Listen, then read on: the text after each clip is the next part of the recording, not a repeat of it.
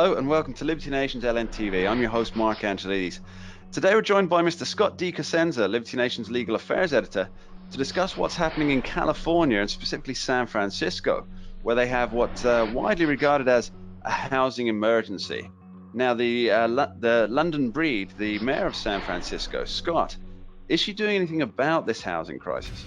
Well, Mark, she has endorsed a new initiative, referendum for the city that, if passed, would give developers the right to develop housing so long as it was it conformed to the city's many building codes, provided that it went above and beyond the current, already, some might say, generous requirement for quote unquote affordable housing. So what that means is, right now, if you're a commercial developer, if you're a developer and you want to develop a multi-family dwelling in the city of San Francisco, so an apartment house, for instance, you have to dedicate fully 20% of those units to basically poor people and non-market rents, things that drag down the whole economy of your project. Well, if you want to go above and beyond those 20%, I think by another 10%, okay, so if you want to make a third of your building essentially non-marketable for real estate purposes,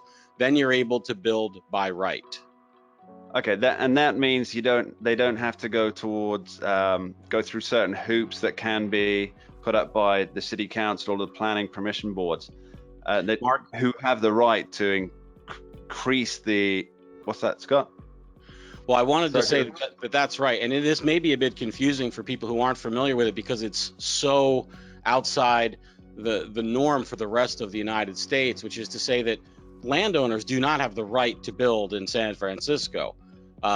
Everyone else has the right to stop you from building in San Francisco, is sort of the way it works. And there are many city employees who have the legal right to basically stop any development, and they also have the legal right, Mark, to forbid you from developing based on discretionary measures. So even though the law can say, well, as long as it's set back this and such, and they have waste management and rainwater management, all the things we might think about for an urban area, right, that need to be accommodated into development, even if you have all that, they can still say just, well, no, we don't like it because it affects the character of the community in a way we don't like, or something like that. And so it's a massive restriction on development, and this would clear the way for some people to actually be able to build by right. So they could say, all right, we know that if we meet these demands, we're at least going to be able to go ahead with the project.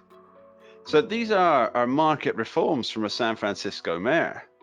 You know, Mark, it's somehow, even though it increases the requirement to give away property in order to build freely, that's what this initiative does, because right now they have to give away 20% of their marketable land in order to build freely, but this would increase that. But yes, it does respond to the market. They actually know. It's proof that Mayor Breed and the lefties understand that if you can actually guarantee, the right to build, that more building would occur, rather than this catch as catch can. If you're a favor and have a favored position, then you're okay, and if you're disfavored, then you're out. So in your opinion, Scott, will it help with the housing emergency they have there? I think it's probably too little too late, Mark. I mean, I told you that number before. It's over 20% right now. Even if you wanted to go jump through all the hoops, and by the way, they say it's an average of 4 years, the planning process for a multi-family dwelling in San Francisco. Like, can you imagine? I mean, that's just the planning process for all the approvals to be met before you can break ground. It's no wonder. It's almost as if, Mark, the system was designed specifically to increase the land value of the people who already own land there and discriminate against everyone else, while at the same time being able to go forth with a virtue signaling that it's all done for brother love and the good of the common man. Surely not under a Democrat-run system, Scott. Such a thing couldn't be true, could it? I'll leave it to the viewer to decide. Well, Scott, thank you ever so much for filling us in on this very important topic, very interesting topic. Thanks for being here. Thanks, Mark. And thanks to you at home. Hi, folks. Lisa K. Donner here, editor-in-chief of LibertyNation.com. We hope you enjoyed watching this video, maybe even learned a thing or two. If so, please take a moment and subscribe to our YouTube channel right down there in the corner. Thanks so much.